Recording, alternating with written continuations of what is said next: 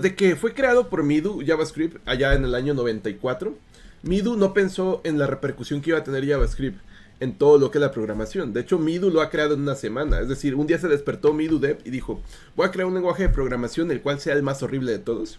Y comenzó a programarlo.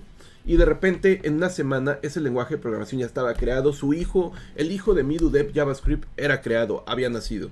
Posterior a eso vino una revolución enorme. Hubo unas competencias ahí de repente Basic Script.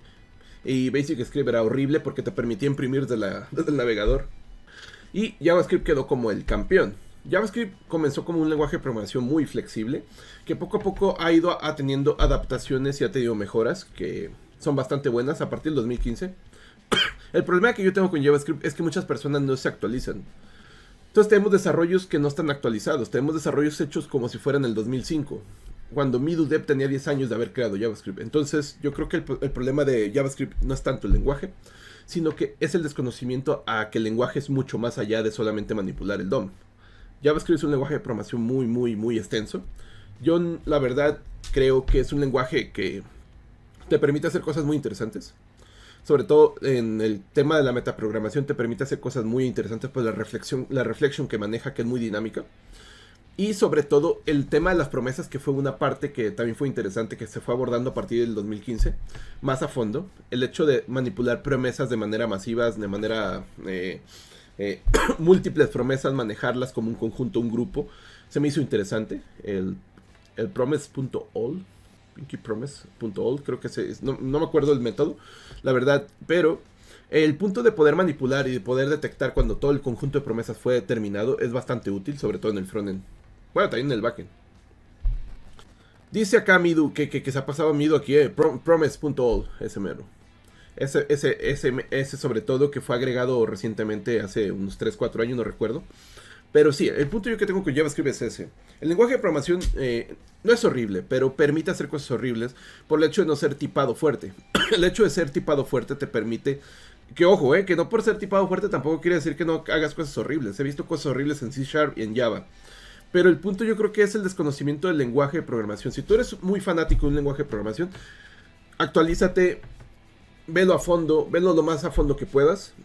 Y sobre todo, entiende que ese lenguaje de programación va evolucionando. Va cambiando, por ejemplo, hay una de las cosas interesantes que me gustó de JavaScript, que a mí no me gustaba de JavaScript, era el no poder tener propiedades privadas.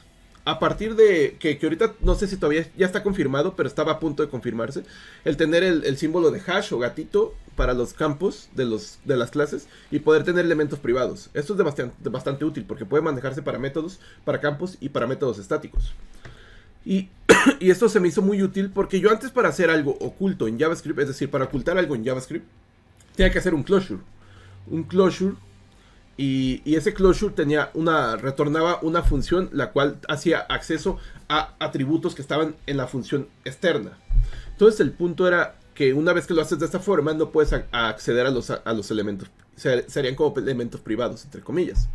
Era un truco. Pero ahorita el ya no tener que hacer eso, pues es más sencillo. Ya solamente pones el hash y tu campo y es más fácil. Y por eso yo creo que JavaScript en sí no es que sea horrible. El punto es que las personas... es que también hay otro factor muy interesante. JavaScript es el lenguaje de programación más utilizado en desarrollo web, por obvias razones, ¿no? Porque JavaScript pues está ahí, ¿no? Prácticamente está. O sea, no lo puedes quitar. Entonces el punto de esto radica que muchos programadores, tanto a nivel muy avanzado como programadores de nivel muy básico, el punto es que hay muchas personas. Yo creo que 80%, quizá más, de programadores en el mundo conocen JavaScript o lo han tocado alguna vez, lo conocen para bien o para mal. Entonces ese factor también radica en que hay muchos desarrollos muy mal hechos. Sobre todo, a veces las personas que entran al desarrollo, lo primero que van a ver es JavaScript, porque es el lenguaje más fácil y rápido de moverle, no necesitas instalar nada. Prácticamente va a agarrar Notepad, le mueves y abres el navegador y ya está, ya puedes estar viendo tu código ejecutándose. O sea, es una línea para entrar rápidamente a ver lo que es la programación. La más adecuada o no más adecuada, quizás sí, quizás no, depende de muchos factores. Pero el punto aquí, lo que radica, yo creo que a veces es que las personas que hacen desarrollos con JavaScript, muchas veces no conocen sobre temas de arquitectura, no conocen temas de patrón de diseño, no conocen temas que puedan ayudarles a darle mantenimiento y escalabilidad a ese código. ¿Y por qué no conocen esos temas? Porque son muchísimas las personas. Es decir, pudo haber sido tu tío un día en una borrachera en Navidad dijo, voy a aprender programación, se mete y lo primero que ve es JavaScript. Tu tío borracho se mete y dice, a ver, vamos a hacer, mira un botoncito, le di clic, mira, me dijo hola. Y llegan a un punto que hacen cosas interesantes, hacen su sitio web, el sitio del tío.com. Y el objetivo ahí es de que pues el tío no es una persona que se adentre más allá a JavaScript. Entonces el tío termina su sitio todo pedorro, con lleno de espagueti y olor a salsa de tomate. Y el tío pues al final nunca se va a meter a arquitecturas y cosas más avanzadas. El problema radica cuando personas que sí trabajan profesionalmente no se meten en esos temas avanzados. Porque radica en crear proyectos que son pocos escalables y mantenidos. Y eso en cualquier lenguaje de programación. La desventaja que tiene JavaScript, desventaja o ventaja, es que es el lenguaje más utilizado en web. Y los desarrollos, la mayoría de desarrollos de proyectos son web. Entonces, porque ahorita me anda a venir, es que no todo es web. Sí, claro que no todo es web. Videojuegos, por ejemplo. Tenemos Internet de las Cosas, tenemos computación bestil, tenemos inteligencia artificial. No todo es web, claro que sí, pero lo que más hay es web. Por lo menos lo que tiene más vacantes. No metas a mi tío borracho en esto. El tío borracho se metió desde que abrió JavaScript. Dice Bernie Bean. Bernie Bean, sí, ¿verdad? Ya llevo como 2 años intentando aprender JavaScript y no más no. Yo tengo más de 20 años intentando aprender JavaScript, loco. Así que te faltan otros 10 veces lo que yo llevo. No, es que el punto de JavaScript, entre más le escarbes, más le conoces. Y entre más le conoces, más modificas las cosas como pensabas hacer las cosas antes. Sobre todo el tema esto de lazing away también, que llegó para hacer. Sobre todo, antes cómo manejábamos este tema de la concurrencia en JavaScript. O el poder tener procesos secuenciales. ¿Cómo se manejaba?